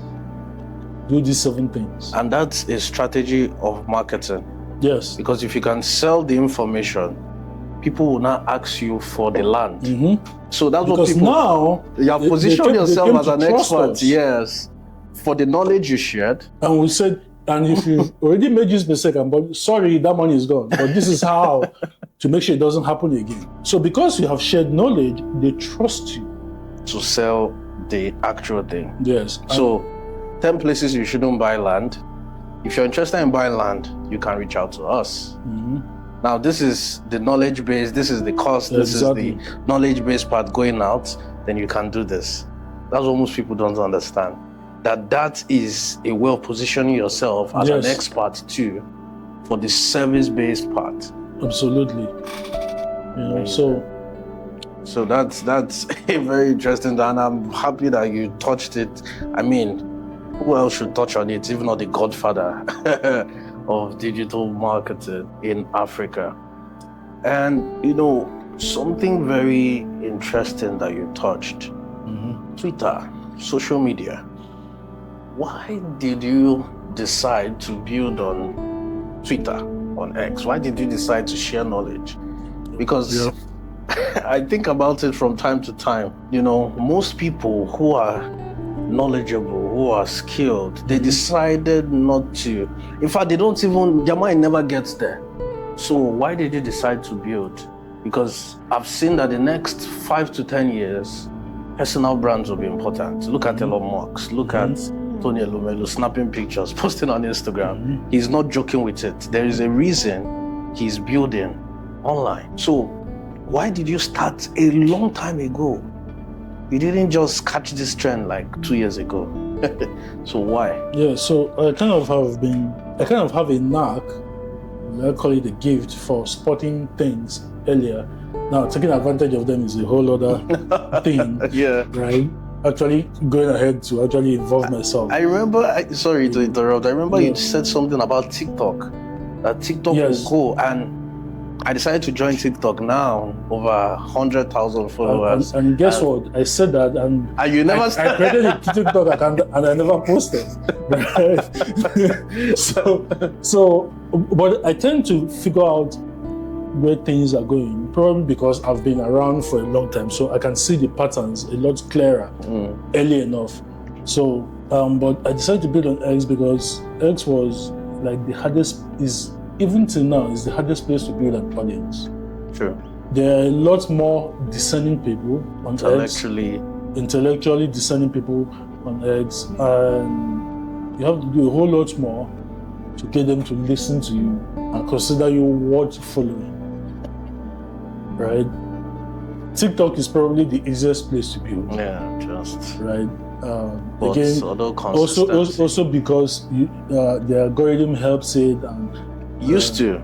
Now, okay, a lot of people are on it, and if people who cut the thread were the people that absolutely. So now obviously it was going to get harder and harder. So all these platforms have always been like that. When they start, they make the algorithm very easy.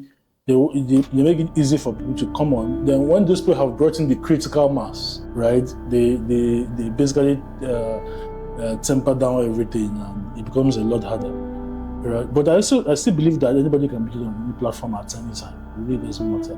What you need is great content.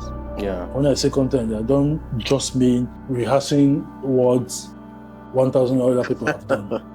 You have to have your own unique angle. Yeah. You have to have your own unique style. You have your own, unique process for doing it. But I came on X at the time because I was already really, really popular on Facebook. I never really got the hang of Instagram, even though I had an account. So I never really posted on Instagram. But Facebook, I was really, really consistent. I had a group one time that had over 20,000 people in it. But then I started having health problems, so I shut it down. But then I was like, this platform is the hardest platform. If I can figure it out, I can figure any other one out anytime I want. Yeah. So I was like, I'm going to start logging in and posting consistently on Twitter, and I'll look at the algorithm. I'll test a couple of things, see how people like it, what people respond to, what they don't respond to, and all of that. So that's what I started doing. And it took me to almost 100,000 now followers, which could have been more. Yeah. But along the line, I veered off into politics. Yes. Which has ended now. So I'm coming back to just the whole business thing.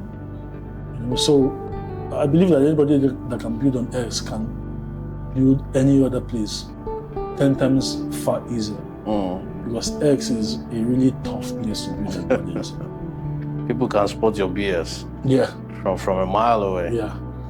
And like you said, when I got to, become your mentee, got to learn from you, I never knew you had a political side. Yeah.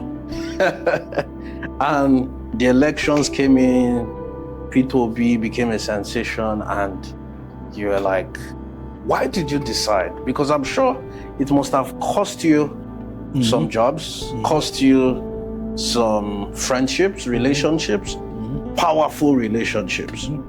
So why did you decide to go all in and say, I am against this government and I'm going to talk about it?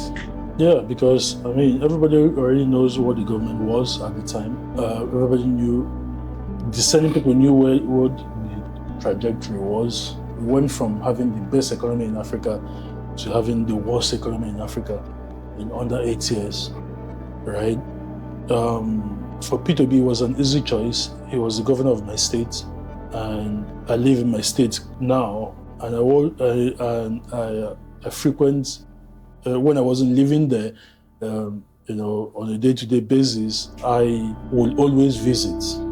I'll visit multiple times during the year, and I know what the state was like before he became governor. I know what the state was like when he became governor, right?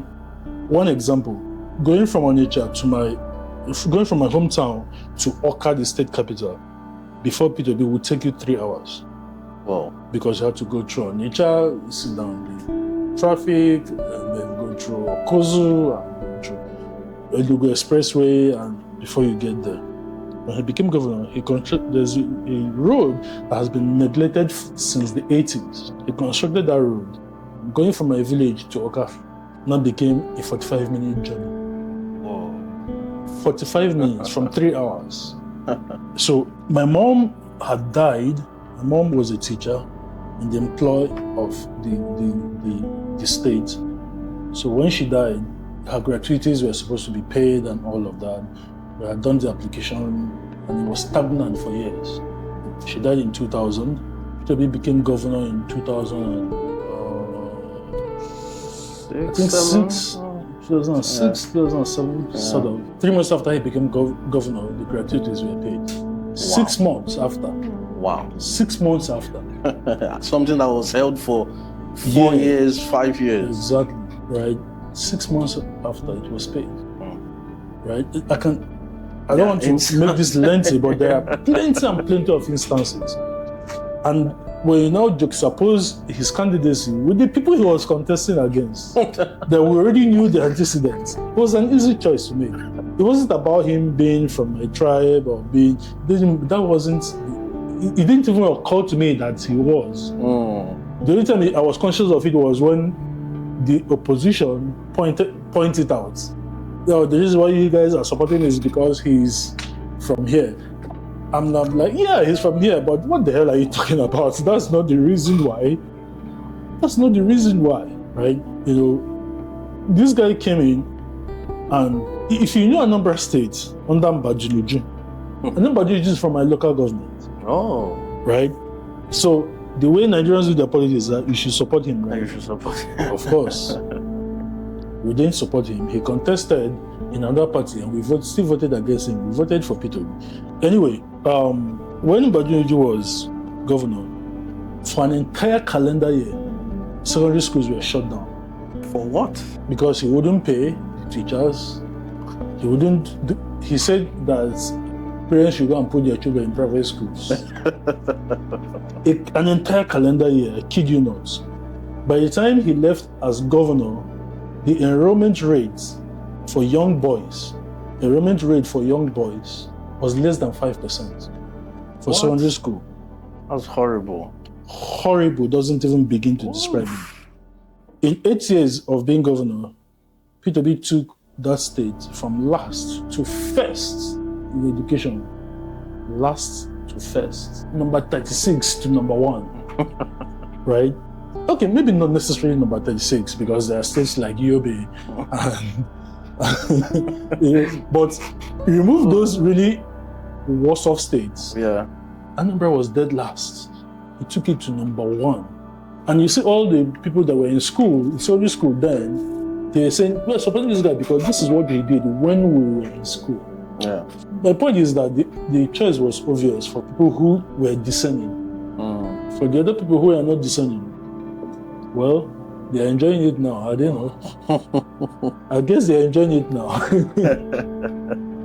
You know, you made mention about something important. Your relationship with your mom. How was it? You know, I remember, you know, one time when we're going out and, you know, I played music and you say, this reminds you of your mom. You know, she's someone you love so much. Yeah. I don't know. Have you ever recovered from it? Because it seems like well, someone I lost my dad when I was young, and I know that often I think about it, but I can't fathom what it means to lose your mom. You know, how has that been? How's the experience? Yeah, it's been hard. My mom was a big influence in my life because she was mostly the parent who was around. And this is not an indictment on my dad. He was doing what he needed to do. As a man. So I don't subscribe to, because your dad is not around, it means he was bad. My dad is a wonderful man, wonderful guy. So now he's around because he's basically retired. Yeah. Right? And my mom being the person who was always available, right, drew me a lot closer to her. And my mom was someone who taught me a lot of things about life, taught me to be fearless, taught me to ask questions. My mom was the sort of person that would say, you don't just take anything at face value, you ask. If you don't like something, you complain. If you don't like something, you argue about it. You ask questions. And I saw her do it every freaking day of her life. One incident. So, my mom is the sort of person who would leave the city and go to the village and farm. And I always wonder then, why do you have to go to the village? Because it's rainy season to farm. why do we have That's to? very funny. It doesn't even. Why do we have to do it, right? Why do we have to do it? But now that I'm grown, right? A lot of things that I do now, a lot of things that I enjoy now is because of all of those things that happened back then, right? So I remember one incident where some of our kinsmen, because my mom would use fertilizer, so her crops will do a lot better, the cassava will be a lot better, the harvest will be a lot better, and then this new farming season, they now said that she can't use fertilizers again. And she asked why. And said that fertilizers killed the soil. She's like, what the hell did you people just say? They said fertilizers killed the soil. She didn't argue. She just went and bought a bag of fertilizer. And we used it. So when my dad came back from his travels, he came back and it was one of the things they complained about during the family meeting. That he has to caution his wife that they said no fertilizer. And of course, they couldn't stop her because of who she was, right? And my dad said, but why did you people say, she had already told him though, but why did you people say she cannot use fertilizer? Oh, that fertilizer. He said, who told you people that? And nobody could answer. The long and short of it was that it was jealousy, basically. Yes. Right? Our crops are doing, and we're way better. So they want everybody to be at 11. You see the thing I said about Africans not liking knowledge, right? Because all they could have done was learn. Right? Learn. You know, so, but I saw her challenge authority, I saw her question authority. You know, if you did the wrong thing, she will tell you to your face that you were doing the wrong thing. She will try to make it right? So I learned to be fearless. You know, that's why nothing fuzzes me. You know, I see people who say things online like, make another talk or maybe not drag me. I'm like, come on, what is wrong with you? Like, these people are faceless behind phones and you're afraid of them. If they're not in your front, what are you now going to do? Right? So she taught me to be fearless, and she taught me to seek my way, find my way through life, right? And to do the things that made me the most happiest. When I decided I didn't want to be a priest anymore, she was the one that I told. Now, if you understand how the people from our place, how they treat women whose sons are training to be priests, you know, they hold them in high regard, they give them front seats in church, they respect them, and then here I was telling her that I didn't want to be that, and which means that all the respect, once people hear about it, they kind of like tone it down. They may not withdraw it automatically, all of it, but they will kind of like little by little tone it down. And she said something I will never forget. She said, my son, I just want you to be happy. If living is going to make you happy, so be it. And I cried because I was expecting resistance. For her to say, what do you mean? You know, how? No, you have to go back. You know, and when she said that, I was like, oh shit. You know, so we had a lot of, and because I was the first child, so I was the grown-up in quotes, right? Who she had me when she was 23, I think, right? So it was kind of like I was growing in lockstep with her, right? And all of that. So we're a lot closer than she. Well, of course, she loved all her children, right? But I was the grown-up that she could talk to. She could tell things to, right? That could understand, you know, her struggles and her fears and her insecurities and all of that. So I had this relationship with her where it was more like senior brother and senior sister, or younger brother, senior sister, much more than your mother and the son. But of course, when it came time for her to let me know she was my mother, right? She did it effortlessly too. I had to know when to switch the role, you know. So because of that, we were really, really close. And the day she died, she insisted that I got admission in Futo. I was supposed to go check and start the registration. And the day I had this inkling that it was going to happen. She had been sick for a long time. So My dad, we were waiting for him to come back so that we start preparations to take her abroad. So that day I had this feeling that something bad was going to happen. So she said, "Today you're going to photo today." I said, "Mommy, I don't want to go." She said, "No, you have to go." I said, "Mommy, I don't want to go." She said, "You have to go. I do not want you to be here." I said, "Why?" She said, "Because I want you to go and get that admission." So I was like, okay. So I was in photo, and then I had this eerie feeling. I had gotten to the office, I had checked, my name was there, I was supposed to start pay admission fee and all that stuff. I had this eerie feeling. I just turned and started going back to the village, because at the time we were now in the village. So by the time I got there, she had been dead like an hour. So what it meant, it was that point where I had that feeling. That was when, because it took me about an hour to get there. And then my dad got back like 2 days after she had died, you know. So because of the relationship I had with her, I had this connection with her, and because I was a lot older than my siblings, right? So it was more like it was me and her and then them, right?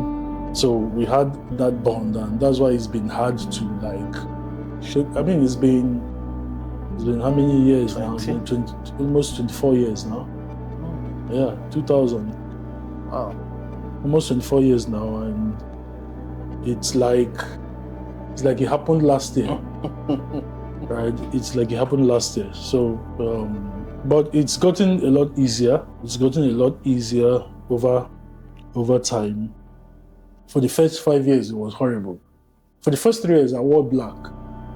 Oh. I just couldn't bring myself, because all my clothes I had were black anyway. So it was after 3 years that for the first time I felt some measure of ease. And then I started buying other clothes, and, you know.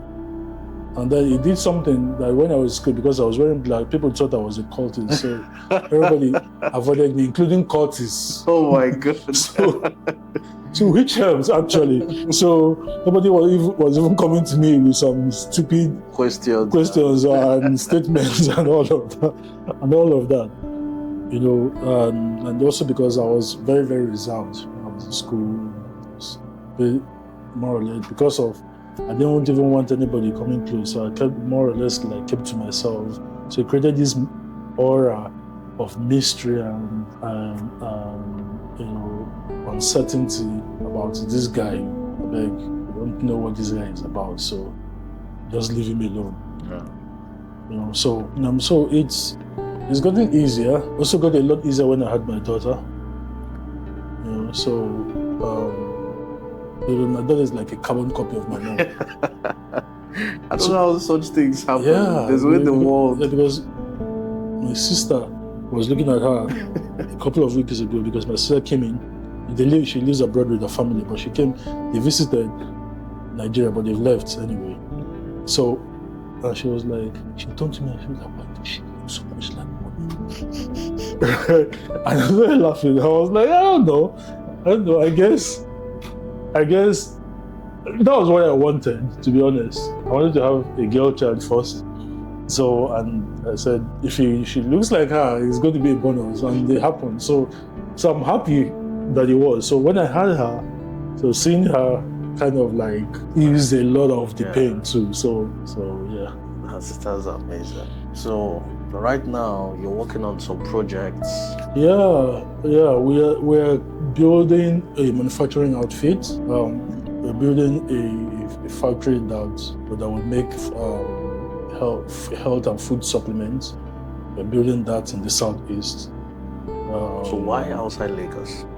Yeah, first of all, it's a lot cheaper. Second of all, why put it in Lagos? I mean, especially against the drop back of what happened during the elections and all the bigotry and calumny directed at Igbos. Okay, what about business-wise? Yeah, business-wise, of course, because it's a lot cheaper. Okay. A lot cheaper. The labor is going to be cheaper.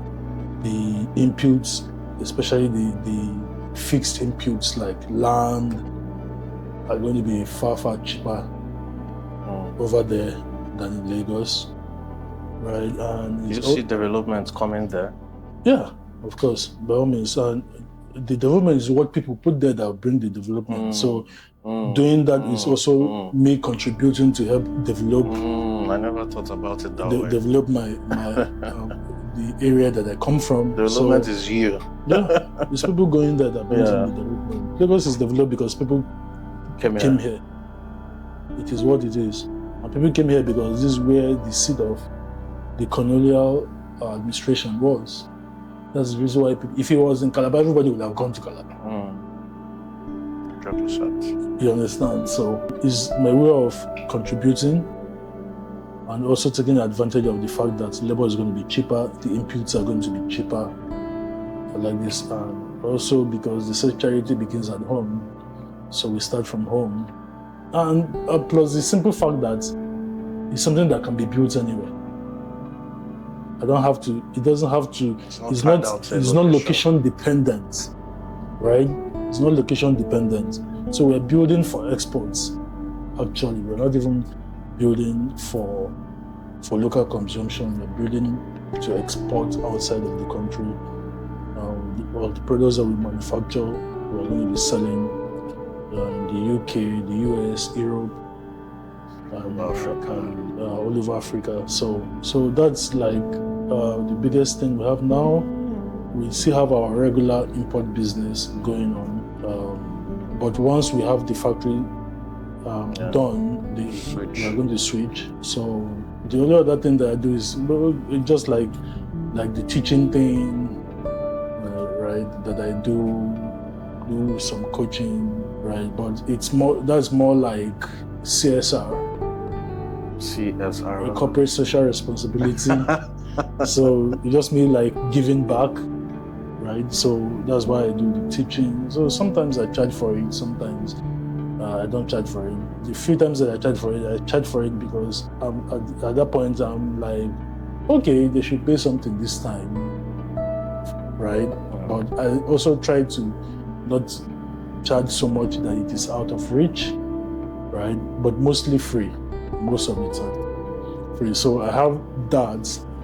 We currently have a group now where we're teaching and training a group of, I think it's about 600 people strong now, teaching them marketing, teaching them how to sell online, we're doing it for zero. It's not costing them anything, but we're doing it pending when our factory is ready. So when the factory is ready, they're now going to be our marketers with the products that we produce from the factory. Yeah. Right. But meanwhile, while we're doing that, we enroll them with a network marketing company that basically manufactures similar products so that it helps bring them up to speed, so that by the time we move them over to our own marketing team, right, they won't have to start learning anything from scratch. They already understand the business model, how it works, how everything goes. So that's basically what we have now. Amazing. What's your prediction, or where do you see the online business space in the next, say, 5-10 years? It's only going to grow. It's only going to grow. The community is going to grow bigger, especially in Nigeria. So despite if they were doing it and making money from it, they will not be teaching it. Your course fee is their income. Despite all that balderdash, the community is growing. Many and more people are learning as a matter of consequence now, and as a matter of necessity now. Yeah. Because if you don't, who else are you going to go to? Right? So the economy is bad, so people are looking for options and answers. So answers without barriers, without border barriers. Exactly. So geographical barriers. It's going to just keep growing. It's going to keep growing, right? And the good thing about this is that as more people get educated, they will educate other people, and it just snowballs. Yeah. It just snowballs. Like a domino. Yeah. So amazing. It was really great having you. Yeah. Thank you so much. Absolutely. Last question. I think when we posted, we talked about this. A lot of people said they really want to hear from you. the team, the community. There was also one thing they asked. They were like, mention one other person that you would love to come on this podcast. Someone in your network that you feel is going to help impact people in any way possible, teaching them about self-development, business, and the rest. I have two people in mind. Okay. I doubt the first will come. He's not an out there person. That's Tony Motoshow. Okay. But I doubt he's going to come. Okay. He's not the kind of person he doesn't like publicity. Yeah. Right. But other than him, I would say Honorable Kialomi. Okay. He's going to be willing to come. He may not want to come here. He may want you to come to him. Right? But he will absolutely love it. He lives for this stuff like this, right? And he's going to kill it, absolutely, because he's done amazing things, especially business-wise. I don't think anybody can kill it more than you have done today. You have taken it over and away. Thank you very much. I really appreciate it. Thanks, man. Thank you, sir.